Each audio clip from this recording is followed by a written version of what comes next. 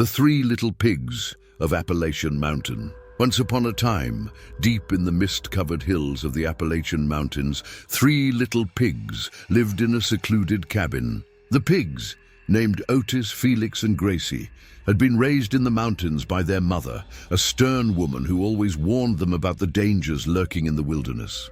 "Never stray too far from the cabin," she would say. "The forest is not what it seems. There are things out there that you won't want to see." But one foggy morning, the pigs decided they were ready to venture out on their own. The wind howled through the trees, and the air was thick with the scent of damp moss and decaying leaves. It was the perfect time to explore. The first pig, Otis, always the reckless one, decided to build his house out of the wood from the nearby forest. "Strong and sturdy," he boasted as he hammered the branches together. Felix, the second pig, was more cautious. He chose to build his house out of stone, believing it would be safer from the dangers his mother had warned them about. "Nothing will get through this," he said with confidence. Gracie, the last of the three, was the wisest. She built her house from a strange, dark wood she found deep in the forest. It was almost black, like it had been burned by some unseen fire. "This will keep me safe," she muttered, though something about the wood seemed unnatural. As the days passed, the pigs settled into their new homes, each unaware of the growing shadow that loomed in the mountain.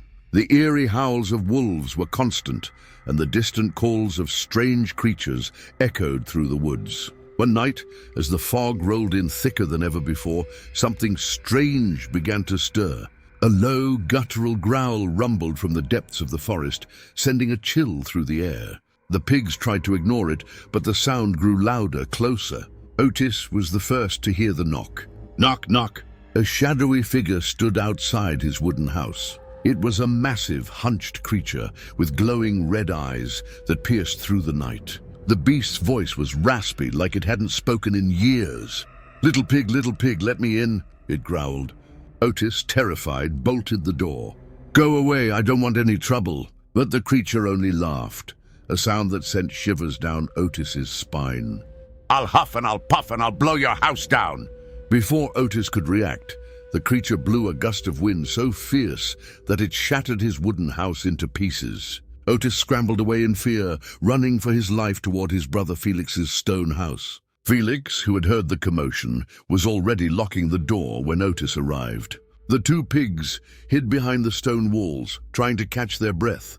But then the door was flung open. Little pigs, let me in!" the creature bellowed again. Felix's heart raced as the creature stepped into the house, towering above them. But this time, Felix wasn't going to back down. With a swift motion, he grabbed a heavy stone from the floor and threw it at the beast.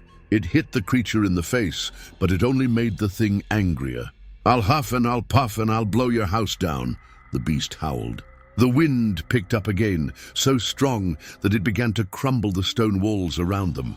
The pigs ran for their lives, fleeing into the night, but the creature was fast, faster than anything they had ever seen. They ran through the forest, hearts pounding in their chests, and finally reached Gracie's house. Gracie was already waiting for them, her dark, ominous house standing strong against the night storm. "Quick, get inside!" Gracie called to her brothers, and they rushed in just as the creature arrived. The beast stopped at the edge of the cabin, its glowing red eyes locked onto the pigs. It growled menacingly, its breath fogging up the air. But then, to their shock, it stopped. The pigs froze in fear as the creature stared at them with a strange intensity. "You're not like the others," the creature said in a low, raspy voice. "You've changed." Gracie narrowed her eyes. "What do you mean?" The creature's eyes flickered with something darker. "The woods. It's changing. It's all connected. You three, you're the ones who brought it back. You awoke it." Suddenly, the truth hit Gracie like a lightning bolt. The dark wood she had used for her house was not ordinary wood. It was cursed. Her house wasn't protecting her from the creature. It had drawn it closer, connected her to the forest's ancient evil. But as the creature stepped closer, Gracie whispered an incantation under her breath, a spell passed down through generations of her family. The creature stopped in its tracks, and the air grew still. The pigs watched in shock as the creature's body began to twist and writhe, its form melting into the shadows of the mountain. The creature let out one final scream before it vanished, leaving only silence in its wake. The fog cleared, and for the first time in days, the moon shone brightly through the trees. Gracie turned to her brothers, a grim expression on her face. "The forest is waking up. We have to leave."